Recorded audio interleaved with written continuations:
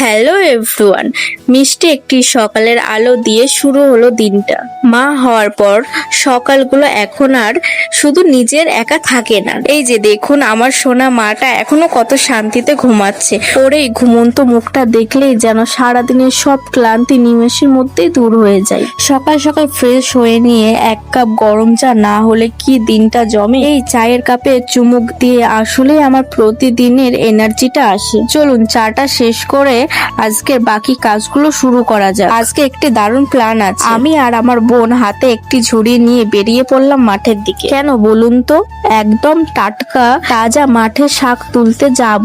আমাদের বাড়ির থেকে মাঠটা কিন্তু বেশ খানিকটা দূর। সকালের এই ঠান্ডা হাওয়া আর চারিপাশে সবুজ পরিবেশটা সত্যি মনটা ভালো করে দেয়। অবশেষে আমরা মাঠে পৌঁছে গেলাম। আর এখানে দেখুন কত প্রচুর শাক হয়ে আছে, একদম বিষমুক্ত খাঁটি মাঠের গন্ধ মাখানো শাক। আমরা দুজন মিলে নিচু হয়ে ঝটপট ঝুড়ি ভর্তি শাক তুলতে শুরু করলাম।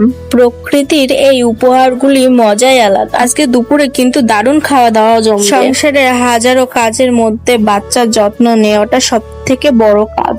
ওর ছোট ছোট সুন্দর জামা কাপড়গুলো একটু গুছিয়ে রাখলাম। এই ছোট জামা কাপড়ের মধ্যেও যেন একটি অন্য রকম মায়া জড়িয়ে আছে। আজকের দিনটা কাটাতে কাটাতে একটি কথা খুব মনে পড়ছে। আমাদের এই ব্যস্ত জীবনে আমরা কত বড় বড় সুখ খুঁজি, তাই না?